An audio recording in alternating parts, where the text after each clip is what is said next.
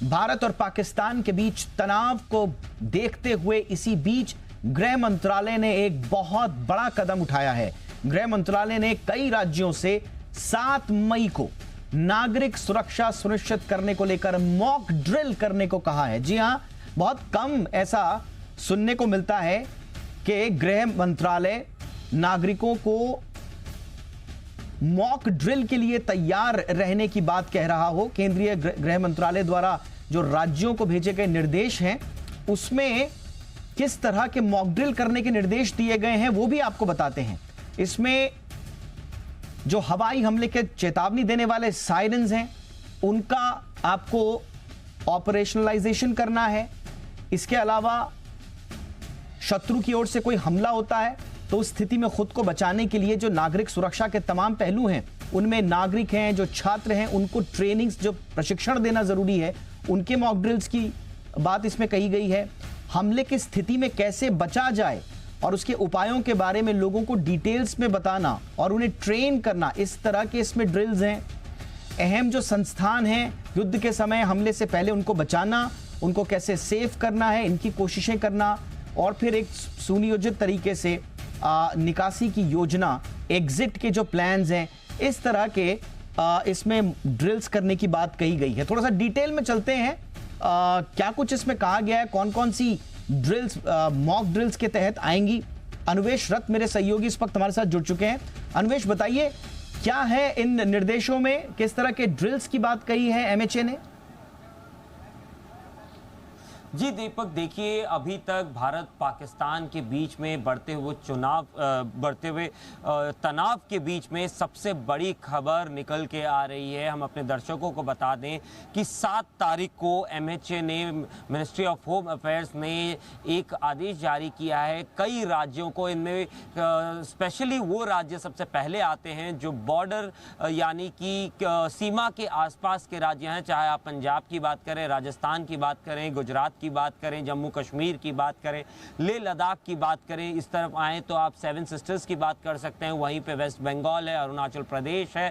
तमाम वो इलाके, तमाम वो जगह हैं जहां पे बॉर्डर है या फिर समुद्री तटीय इलाके हैं, यहां पे मॉक ड्रिल किया जाएगा। यहां पे सबसे पहले अगर एयर रेड होती है तो किस तरीके से सायरन बजेंगे, उस सायरन के बजने का मतलब क्या होगा और उस परिस्थिति में किस तरीके से आम नागरिक जो हैं वो अपने आप को सुरक्षित रख पाएंगे, उसकी एक मॉक ड्रिल की जाएगी। इसी के साथ साथ अगर कोई हमला या फिर कोई बड़ी दुर्घटना होती है या किसी घटना के होने की आशंका होती है तो उस समय पे किस तरीके से आप अपने आप को सुरक्षित कर सकते हैं, किस तरीके से आप अपने आसपास के लोगों को सुरक्षित कर सकते हैं, इसका अभ्यास कराया जाएगा। इसी के साथ साथ ये भी यहाँ पे बताया गया है कि जो बड़े इंस्टॉलेशंस हैं जो देश के लिए इंपॉर्टेंट है, स्ट्रैटेजिक इंस्टॉलेशंस हैं, उनको किस तरीके से कैमोफ्लेज किया जा सकता है या उनको किस तरीके से छुपाया जा सकता है कि उन पे कोई एयर रेड या तमाम तरीके की दूसरे रेड जो होते हैं वो ना हो पाए। वहीं पे अगर ब्लैकआउट की स्थिति आती है, यानी कि अगर इलेक्ट्रिसिटी चली जाती है या फिर कुछ ऐसे विपरीत परिस्थिति होती हैं तो लोगों को किस तरीके से अपने घरों में, अलग अलग आसियानों में या फिर अलग अलग जगहों पे किस तरीके से बचा जा सकता है, उसके बारे में भी इस मॉक ड्रिल में सिखाया जाएगा। ये मॉक ड्रिल 7 तारीख को होगी, 7 मई को होगी, यानी कि परसों की जाएगी। भारत के अधिकतर राज्य और राज्य में आने वाले लोग इससे इंपैक्ट होंगे और उनको ये बताया जाएगा। हालांकि ये सब चीजें आमतौर बाकी देशों में लगातार किया जाता है, लेकिन भारत में ऐसी कोई परिस्थिति उत्पन्न नहीं हुई है, इसी वजह से ये लगातार नहीं किया जाता है। लेकिन हो सकता है भविष्य में ऐसी कोई परिस्थिति आए, इस वजह से ये मॉक ड्रिल अब भारत में भी की जा रही है।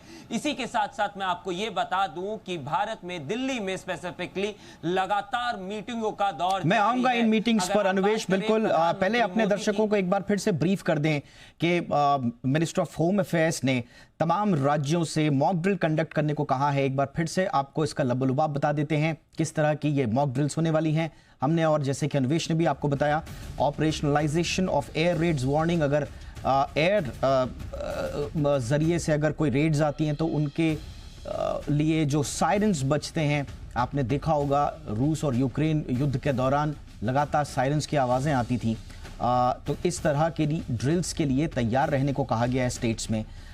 सिविलियंस हैं, स्टूडेंट्स हैं, इनको ट्रेनिंग दी जाए अपने डिफेंस के लिए, सिविल डिफेंस एस्पेक्ट से, ताकि वो प्रोटेक्ट कर सकें किसी हॉस्टाइल अटैक की परिस्थिति में। इसके लिए इसमें मॉक ड्रिल के तहत आया जाएगा। इसके अलावा जो ब्लैकआउट मेजर्स हैं उसके दौरान आपको कैसे तैयार रहना है, इसके लिए आपको तैयारी के लिए मॉक ड्रिल की जाएगी।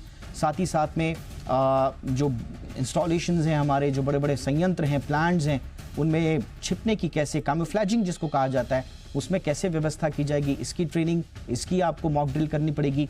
और साथ ही साथ में इवैक्यूएशन प्लान, उसकी भी रिहर्सल्स की जाएंगी।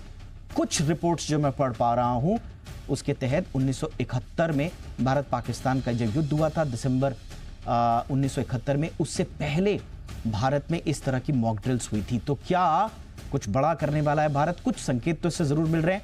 बहरहाल ये भविष्य के गर्भ में है कि किस तरह का हमारा बदला होगा, जिसमें हम पाकिस्तान को सबक सिखाएंगे। काइनेटिक, नॉन काइनेटिक दोनों तरह के ऑप्शंस हमारे पास हैं, लेकिन मॉक ड्रिल्स के बाद से कम पाकिस्तान में तो एक चिंता और तनाव की लहर जरूर पसर गई होगी।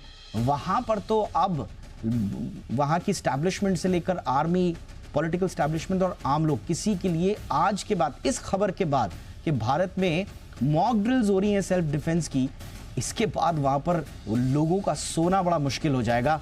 अब आगे ये मॉक ड्रिल्स क्यों कराई जा रही हैं, ये आने वाला वक्त बताएगा। लेकिन एक बहुत बड़ा डेवलपमेंट है, और जैसा मैंने आपको बताया कि कुछ रिपोर्ट्स में ये बात कही गई है कि जब भारत में युद्ध जैसी परिस्थितियां थी, जब इनफैक्ट युद्ध ही था पाकिस्तान से 1971 में, उस वक्त इस तरह की मॉक ड्रिल्स का आयोजन किया गया था। तो क्या हम उसी तरफ बढ़ रहे हैं? ये सवाल, इसका आंसर हमें भविष्य मिलेगा। लेकिन